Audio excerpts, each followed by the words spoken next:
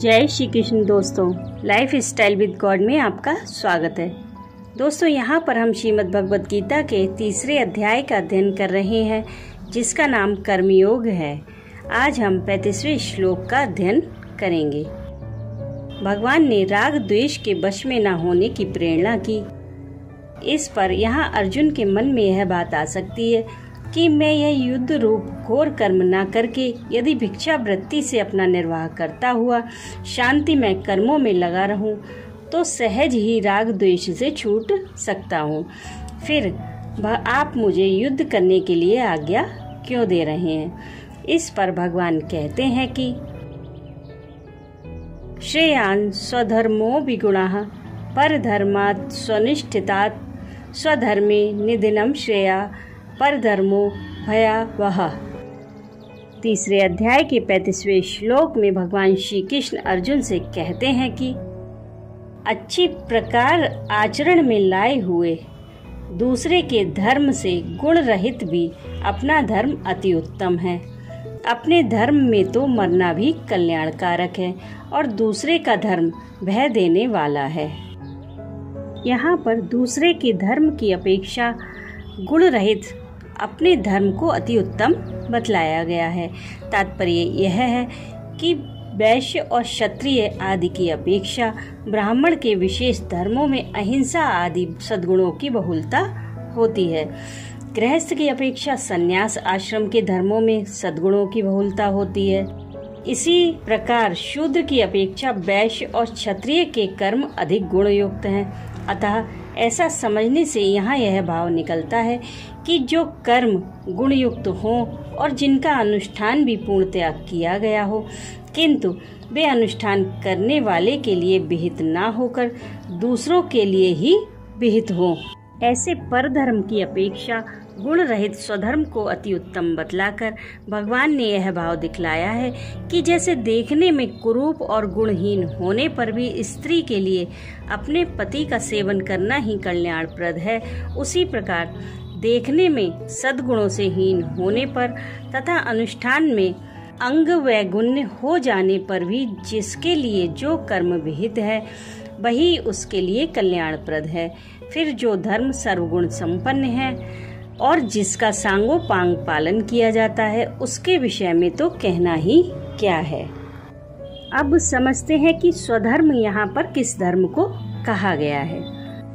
वर्ण, आश्रम, स्वभाव और परिस्थिति की अपेक्षा से जिस मनुष्य के लिए जो कर्म शास्त्र ने निर्णीत कर दिए हैं, उसके लिए वही स्वधर्म है।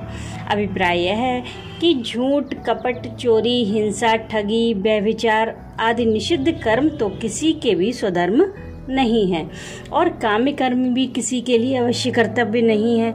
इस कारण इनकी गणना भी यहाँ किसी के स्वधर्मों में नहीं है।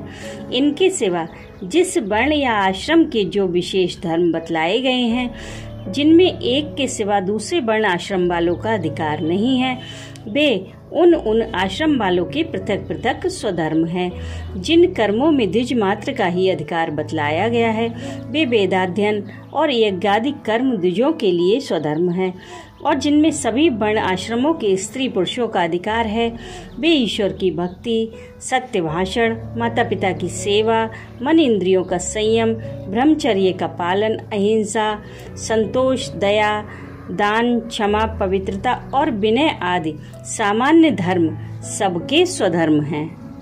अपने धर्म में तो मरना भी कल्याण कारक है। इस कथन से भगवान ने यह भाव दिखलाया है कि यदि स्वधर्म पालन में किसी तरह की आपत्ति न आवे और जीवन भर मनुष्य उसका पालन कर ले, तो उसे अपने भावों के अनुसार स्वर्ग की या मुक्ति की प्राप्ति हो जाती है। इसमें तो कहना ही क्या है। किसी प्रकार की आपत्ति आने पर वह अपने धर्म से ना डिगे और उसके कारण उसका मरण हो जाए, तो वह मरण भी उसके लिए कल्याण करने वाला हो जाता है। इतिहासों और पुराणों में ऐसे बहुत से उदाहरण मिलते हैं जिनमें स्वधर्म पालन के लिए मरने वालों का एवं मरण पर्यंत कष्ट स्वीकार करने वालों का कल्याण होने की बात कही गई है। राजा दिलीप ने छात्र धर्म का पालन करते हुए एक गौ के बदले अपना शरीर सिंह को समर्पित करके अभीष्ट प्राप्त किया। राजा शिवी ने शरणागत रक्षा रूप स्वधर्म का पालन करने के लिए एक कबूतर के बदले में अपने शरीर का मांस बाज को देकर मरना स्वीकार किया और उससे उनके अभीष्ट की सिद्धि हुई। भक्त प्रहलाद ने भगवत भक्ति रूप स्वधर्म का पालन करने के लिए अनेकों प्रकार के मृत्यु के साधनों को सहर्ष स्वीकार कर लिया और इससे उनका परम कल्याण हो गया। महाभारत में भी कहा गया है कि मनुष्य को किसी भी समय काम से, भय से, लोभ से या जीवन रक्षा के लिए भी धर्म का त्याग नहीं करना चाहिए, क्योंकि धर्म नित्य है और सुख दुख अनित्य है तथा जीव नित्य है और जीवन का हेतु अनित्य है। इसलिए मरण संकट उपस्थित होने पर भी मनुष्य को चाहिए कि वह हंसते हंसते मृत्यु का वरण कर ले, पर स्वधर्म का त्याग किसी भी हालत में ना करे। इसी में उसका सब प्रकार से कल्याण है। दूसरे का धर्म भय देने वाला है। इस कथन से भगवान ने यह भाव दिखलाया है कि दूसरे के धर्म का पालन यदि सुख पूर्वक होता हो तो भी वह भय देने वाला ही है।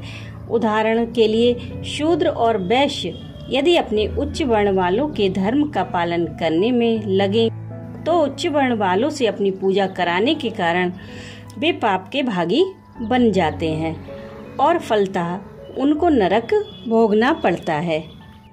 इसी प्रकार ब्राह्मण, क्षत्रिय यदि अपने से हीन वर्ण वालों के धर्म का अवलंबन कर ले तो उनको उस वर्ण से पतन हो जाता है एवं बिना आपत्ति काल के दूसरों की वृत्ति से निर्वाह करने पर दूसरों की वृत्ति छेद के पाप का भी फल उन्हें भोगना पड़ता है।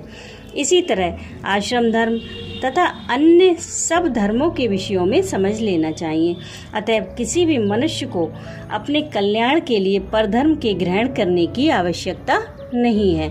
दूसरे का धर्म देखने में चाहे कितना ही गुण संपन्न क्यों न हो, वह जिसका धर्म है उसी के लिए है, दूसरे के लिए तो वह भय देने वाला ही है, कल्याण कारक नहीं है। प्रेम से बोलिए राधे राधे।